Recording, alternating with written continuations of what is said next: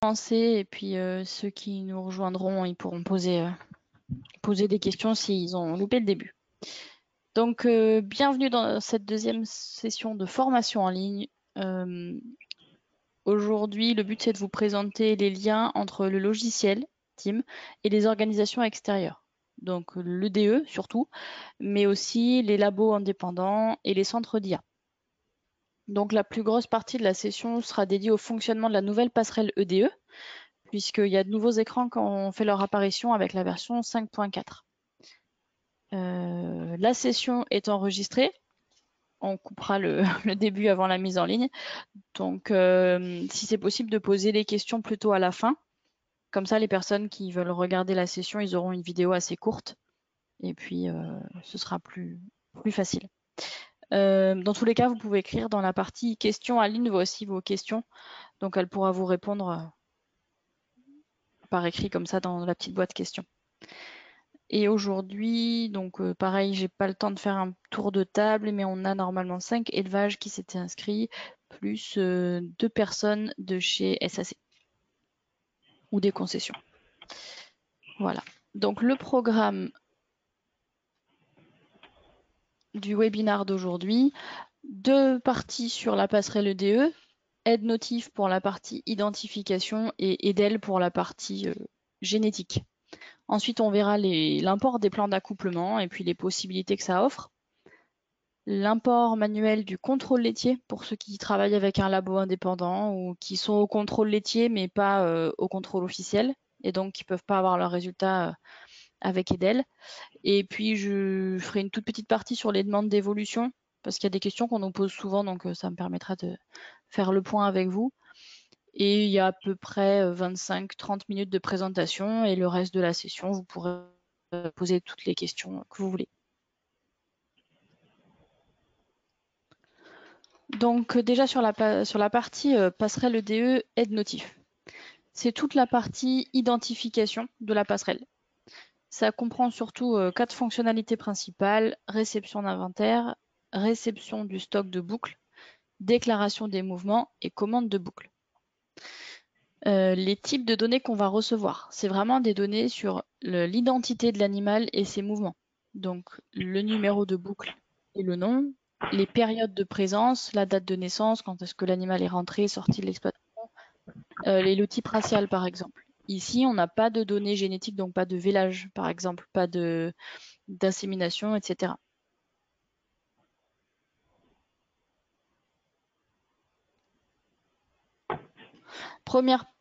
Premier écran, c'est l'inventaire. Donc ça, on l'utilise en général au démarrage.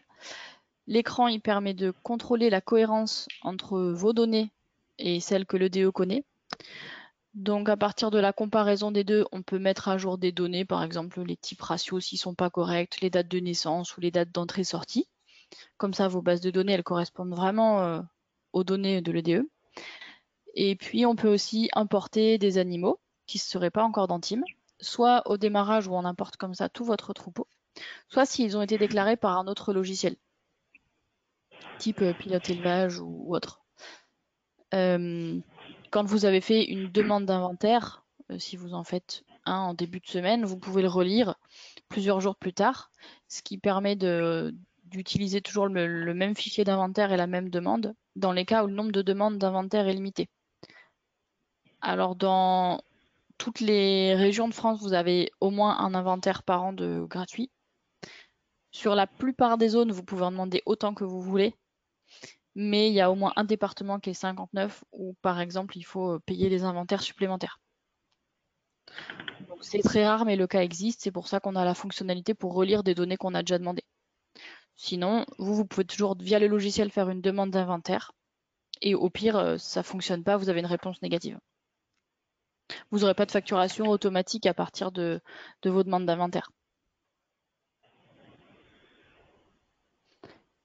Donc quand vous ouvrez l'écran inventaire, vous avez le petit écran qu'on voit ici à droite et vous avez 3 types de requêtes. Vous pouvez demander un inventaire complet, total, où vous aurez tous les animaux qui sont présents sur votre exploitation, plus ceux qui sont sortis il y a moins d'1 an. Et encore une fois, c'est basé sur les données de l'EDE. Donc s'il y a des animaux qui manquent, ça veut dire qu'ils n'ont pas été déclarés à l'EDE. Vous pouvez aussi demander un inventaire partiel, ça c'est très intéressant et je vous conseille de l'utiliser le plus souvent possible pour ceux qui ont déjà le lien. Vous pouvez recevoir les dernières modifications, donc tous les derniers mouvements d'animaux, les nouveaux vélages, etc. Et la demande par contre c'est moins d'un mois. Mais bon, si vous le faites toutes les 2 semaines, ça permet d'être sûr d'être toujours à jour. Et enfin, ça, on l'utilise surtout en démarrage ou dans le cas où vous avez déjà une base de données mais pas le lien EDE et vous voulez mettre en place le lien EDE. Vous pouvez demander le dossier d'un animal. Donc, il faut que ce soit un animal qui est déjà créé dans Team, puisque vous voyez ici, la fonctionnalité, c'est un petit bouton de recherche où vous allez sélectionner un animal de votre troupeau et on demande à l'EDE quand est-ce qu'il est né, quand est-ce qu'il est entré sur mon élevage, quand est-ce qu'il est sorti.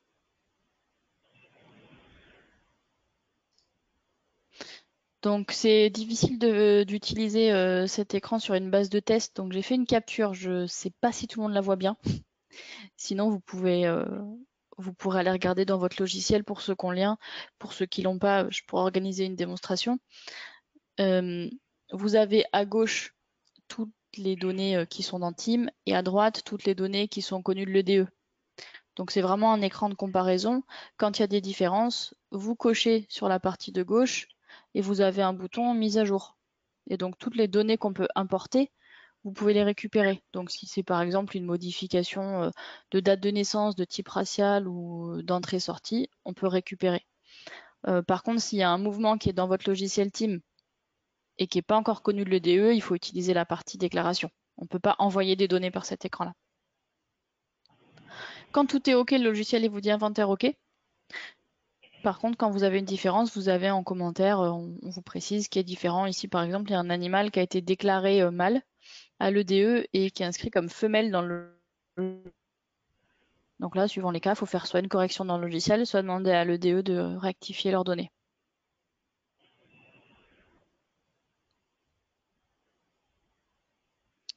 Donc je passe à la partie stock de boucles, mais je vous répète, si vous avez des questions, vous pouvez les poser il y a une petite boîte de dialogue spéciale pour les questions. Dans la version 5.4, on a ajouté une fonctionnalité de demande de stock de boucles, ce qui permet à l'EDE de vous renvoyer la liste des boucles qui sont disponibles à la pause sur votre exploitation. Comme ça, les boucles elles peuvent être proposées automatiquement lors de l'enregistrement d'un vélage dans la saisie de données. Donc il faut ouvrir pour ça la partie paramètres généraux. Vous allez dans numéro de boucle ici. Il faut cocher bien sûr générer automatiquement les numéros de boucle, sinon il n'y a aucun intérêt d'avoir la liste des boucles dans le logiciel. Et ça active le petit bouton ici demande de stock. Et quand vous cliquez là-dessus, ça vous alimente en bas la liste des boucles disponibles. Donc c'est hyper rapide et c'est vraiment pratique parce que comme ça vous n'avez pas à chercher à chaque fois que vous marquez un village où vous en êtes dans la série de boucles.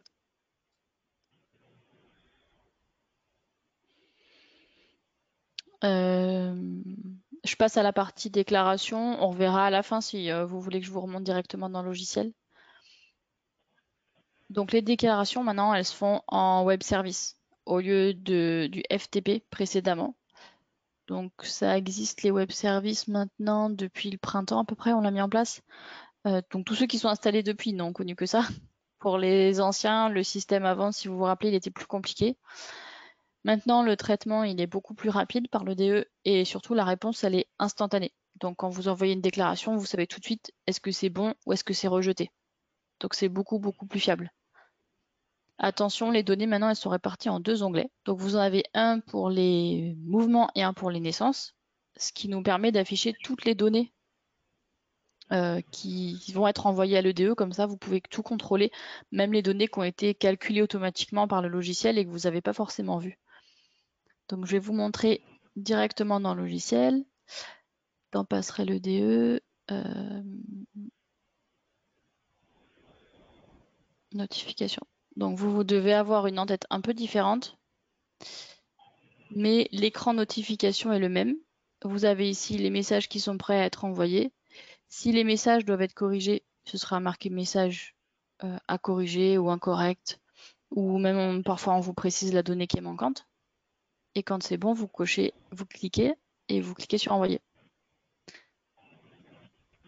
Donc on a naissance et mouvement.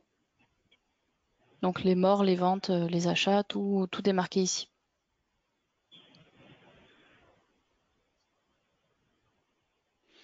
Dans les propriétés ici, vous avez la possibilité d'aller modifier les demandes, les champs à envoyer pour les animaux certifiés. Donc ça dépend des régions.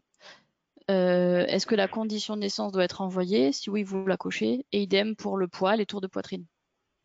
Si c'est des données indispensables, il faut paramétrer le logiciel pour que ce soit saisi et envoyé. Et sinon, vous n'êtes même pas obligé de les saisir. Et vous les décochez pour ne pas les envoyer. Donc ça, c'est vraiment, ça dépend vraiment des départements.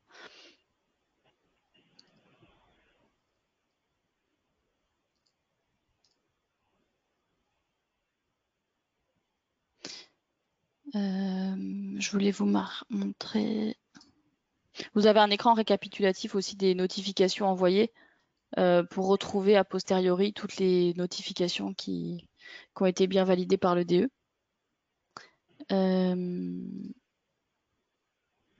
Je vais passer assez rapidement sur la déclaration des IPE. Je ne sais pas s'il y en a qui sont éleveurs inséminateurs. Dans tous les cas, si c'est quelque chose que vous faites ou que vous souhaitez faire dans le futur, sachez que vous pouvez déclarer dès maintenant les IPE depuis le logiciel. Donc c'est pareil, en réponse instantanée, tout de suite votre insémination elle est validée ou elle est rejetée. La seule contrainte, c'est qu'il faut que les taureaux soient déjà renseignés dans le logiciel, en particulier que le code institut de l'élevage soit renseigné et correct. Dans les propriétés de l'écran, vous pouvez choisir d'envoyer ou pas les données qui sont facultatives. Donc c'est un peu comme les notifications. Vous pouvez choisir d'envoyer ou pas le mode d'insémination, est-ce que la paillette est fractionnée ou pas et la référence de la paillette. Ça c'est à vous de voir. Et sachez que vous avez aussi toute la gestion des stocks de paillettes et des taureaux dans le logiciel pour ceux qui sont éleveurs inséminateurs. Ensuite, une fonctionnalité qui nous a été demandée pendant très longtemps et qui est vraiment pratique, c'est la commande des boucles. Donc vous pouvez commander des boucles conventionnelles ou électroniques, de rebouclage ou des nouvelles séries.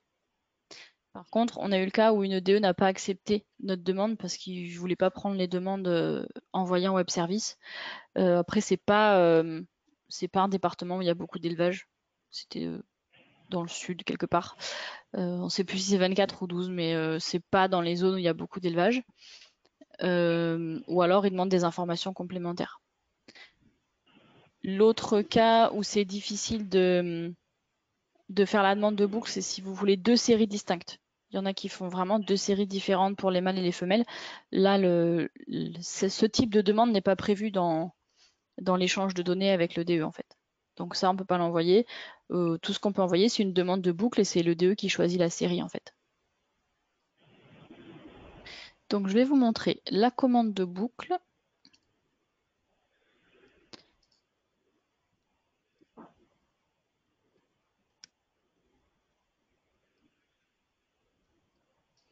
Hop, donc ça c'est l'écran commande de boucle. Déjà, vous choisissez remplacement ou nouvelle boucle.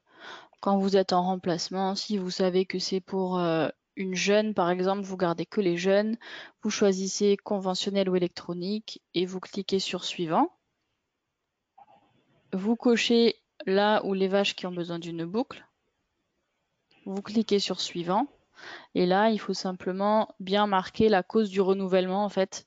Est-ce que le repère il est cassé, il a été perdu, est-ce qu'il a été mal posé, etc. Vous cliquez sur finir et la demande de rebouclage part tout de suite.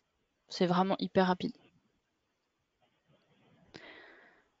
Vous pouvez également commander des nouvelles séries où là il faut indiquer la paire de boucles, enfin, le nombre de paires de boucles, le nombre de paires de pinces et de pointeaux si vous en avez besoin, et à côté la référence.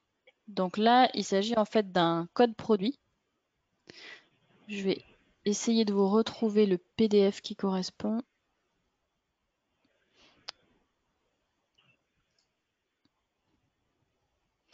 Il faut obtenir auprès de l'IDEL leur catalogue de références, où vous avez aussi une référence sur la boucle qui peut vous aider.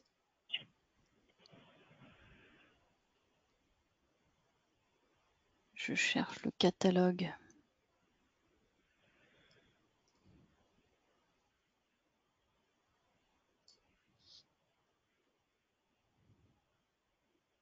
Hop, donc si vous allez sur le site de l'IDEL, vous avez hop, le catalogue des repères bovins ici.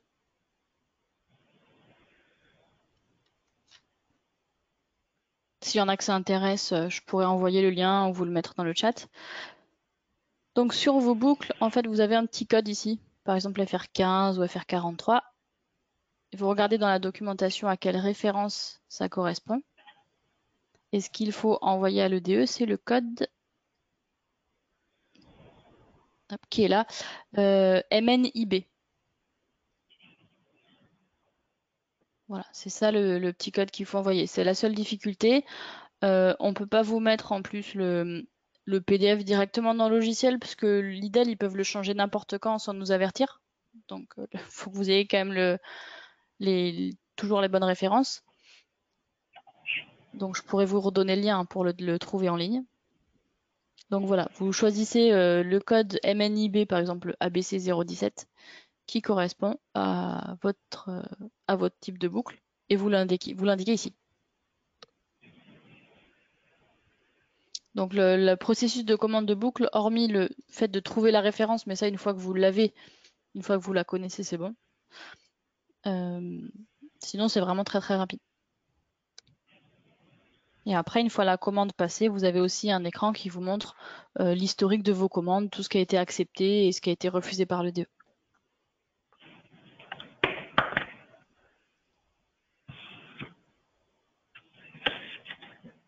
Donc, je vais passer à la deuxième partie, qui est la partie réception EDEL.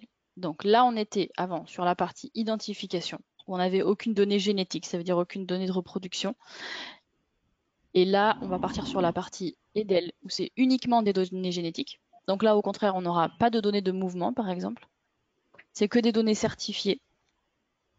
Et vous pouvez avoir les inséminations, les transferts d'embryons, les constats de gestation, les vélages, les avortements, les contrôles laitiers, contrôle de performance viande, les parents certifiés. Donc uniquement des données génétiques et officielles.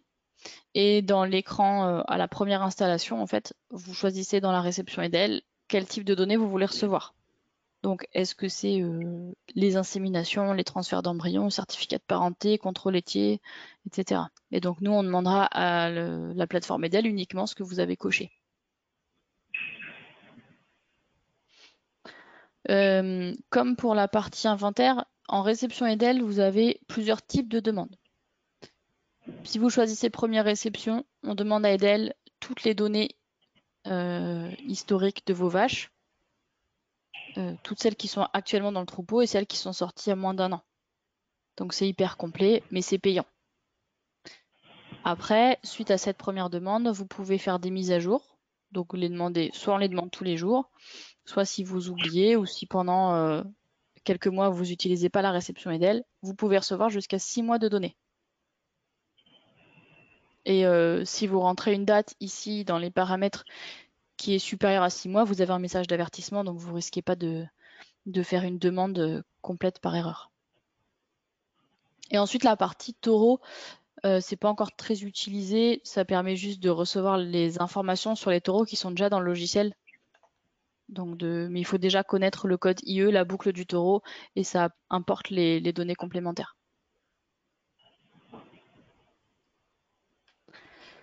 Une partie importante sur la réception EDEL, c'est qu'elle peut être automatisée.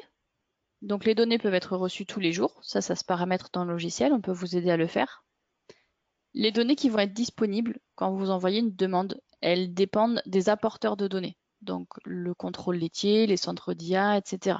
Donc si vous faites une demande, vous avez l'impression que ça fonctionne bien, l'échange de données fonctionne, vous voyez dans l'écran qu'on a reçu des données, mais il vous manque le dernier contrôle laitier ou il vous manque les dernières IA, c'est que les données ne sont pas encore mises à disposition en fait sur la plateforme. Et petite partie importante, dans le cas d'un robot ou s'il y a un lien avec une détection de chaleur type Unitrack, les données, elles vont être envoyées à ces automates-là directement à la réception. C'est pour ça que vous pouvez avoir des petits blocages sur l'automate des fois, si le robot ou la détection de chaleur n'accepte pas les données qui sont reçues d'EDEL. Donc si vous avez des soucis, on on se connecte, on regarde, on corrige les problèmes, soit dans le robot, soit dans la partie détection de chaleur pour que la réception EDEL se fasse bien. Donc ce qui est automatisable, c'est bien la partie EDEL avec la génétique et pas les mouvements. On ne peut pas recevoir automatiquement les mouvements qui auront été déclarés ailleurs.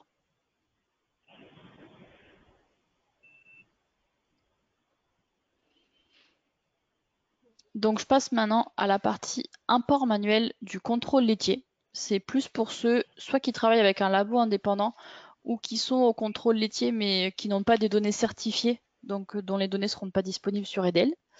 Vous pouvez importer vos contrôles laitiers de manière manuelle à partir de fichiers CSV.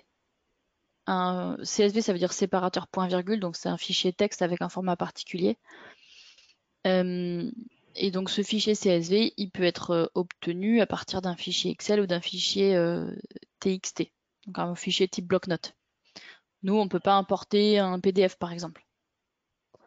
Généralement, les laboratoires indépendants, ils ne voient pas de soucis pour donner ce type de fichier. Donc nous, ce qu'on fait, c'est que d'abord avec vous, on valide la possibilité d'un import à partir d'un fichier que vous nous enverrez. On vous dit oui, ça on peut l'importer ou ça on ne peut pas, il manque une date ou il y a des problèmes de fichier ou c'est un PDF, on ne peut pas lire automatiquement. Ensuite, on vous fait le paramétrage qui sera enregistré, on vous fait le premier import, on vérifie que tout fonctionne bien et après, comme ça, vous êtes autonome pour importer mensuellement le contrôle laitier. Et donc là, vous pouvez importer pas mal de données, les kilos de lait, matières grasses, protéines, cellules, urée, lactose et même les données consolidées de cumul de lactation, les projections sur 305 jours, etc. Et ça fait partie des choses qu'on paramètre, on explique au logiciel en fait quelles données se trouvent à quel endroit, etc. Donc ça c'est intéressant parce que ça vous permet vraiment d'alimenter tous les écrans d'analyse de lait et pas mal et même les écrans de prévision à partir des données de contrôle laitier. Donc s'il y en a qui sont intéressés, on pourra en reparler à la fin de la présentation ou même après on peut en discuter individuellement avec vous. Et un autre import qui peut être intéressant, c'est l'import des plans d'accouplement. Donc ça peut vous être fourni par votre centre d'IA. Alors, je vais essayer de vous le montrer aussi.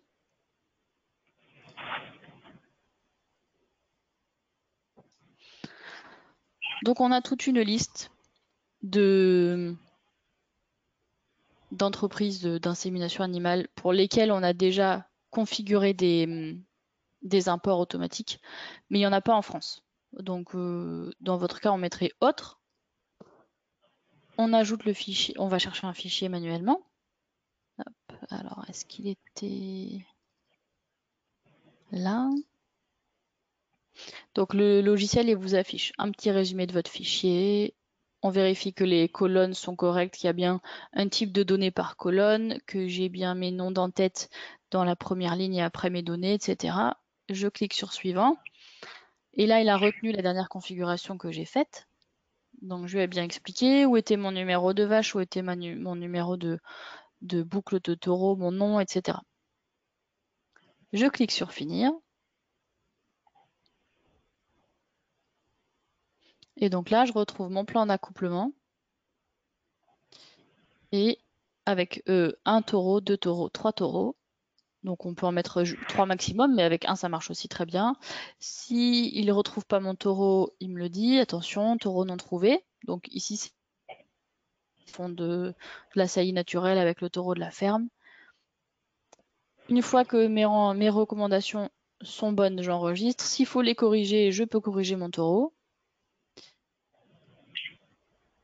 Quand c'est bon, j'enregistre. Il me dit que ça a été fait avec succès.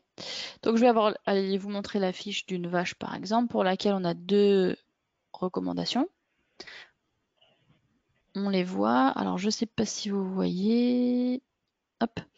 Ici en bas, on a recommandation d'accouplement gratis aiguillon. Donc c'est pareil, c'est plutôt à destination des éleveurs qui vont faire les inséminations eux-mêmes. Mais vous pouvez quand même travailler avec votre centre d'insémination sur la partie génétique et recommandations d'accouplement. Une fois que le plan d'accouplement il a été importé, il est visible dans le logiciel dans la partie plan d'accouplement.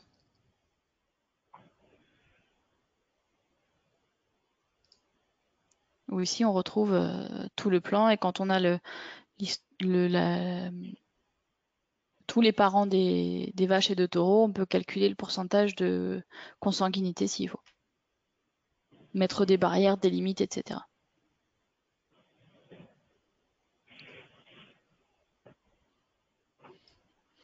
Les données qui sont indispensables pour pouvoir importer le plan d'accouplement, ça va être la boucle de la vache, au minimum la boucle ou le code IE du taureau, si le taureau est déjà connu. Et s'il n'est pas connu du logiciel, il faut importer le nom, le code IDEL, la date de naissance. Il faut qu'on ait des données, un minimum de données quand même pour pouvoir importer le taureau. Ça ne fonctionnera pas juste avec le nom.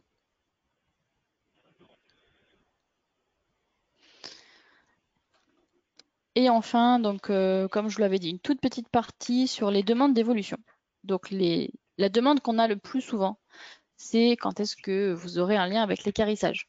Effectivement, c'est beaucoup plus pratique pour vous d'inscrire le décès d'un animal et de faire en même temps la déclaration et l'appel à l'équarrissage.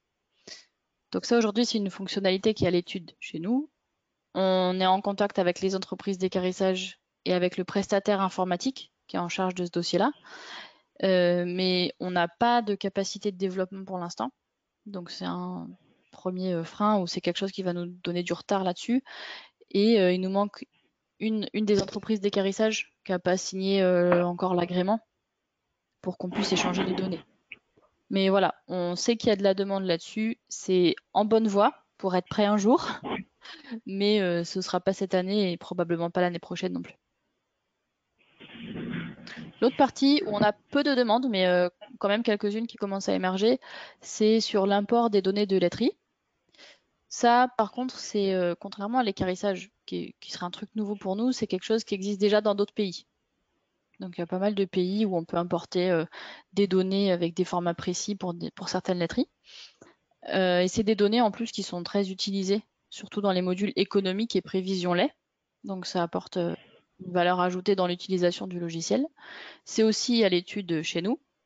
Mais par contre, même s'il y a des éleveurs qui ont eu des demandes de ce côté-là, on n'a pas de fichier de données de collecte qu'on pourrait regarder pour étudier la faisabilité. Et on n'a pas non plus de contact avec les laiteries pour se mettre d'accord sur un format d'échange commun. Donc voilà, si vous pouvez nous aider de ce côté-là, c'est un sujet sur lequel on essaye de travailler. Et globalement, si vous avez d'autres demandes d'évolution, nous on est toujours à l'écoute. Et à partir du moment où on a la demande de plusieurs éleveurs, de plusieurs régions, on étudie les possibilités de faire évoluer le logiciel, même si en ce moment on est un petit peu limité, surtout sur les capacités de développement. Ça se décoincera dans les mois qui viennent, donc on pourra vous proposer encore plus de nouveautés. Donc les points clés un petit peu de ce qu'on a vu rapidement cet après-midi. La passerelle EDE, l'intérêt pour vous, c'est d'éviter la double saisie des données, donc déjà de reproduction, avec les inséminations, les constats de gestation, les vélages aussi, et de contrôle de performance lait. C'est aussi la garantie pour vous d'un logiciel qui est toujours à jour, d'être toujours conforme à la réglementation, etc. Et c'est aussi, et ça on n'en a pas trop parlé pendant la présentation, mais c'est le point de départ d'une analyse de données qui sera fiable et pertinente. Si vous n'avez pas des données correctes, s'il vous manque la moitié des inséminations ou des constats de gestation, forcément derrière les analyses, elles n'auront pas la même qualité. En plus, la passerelle EDEL renvoie vraiment des données qui sont très carrées, très fiables et très cohérentes. Donc, nous, on conseille vraiment l'utiliser. Et ça permet d'alimenter des écrans d'analyse de la fertilité, du contrôle laitier, des taux cellulaires, même une partie de certains écrans économiques, etc. Et donc, on travaille nous aussi à l'élargissement des échanges de données avec l'appel de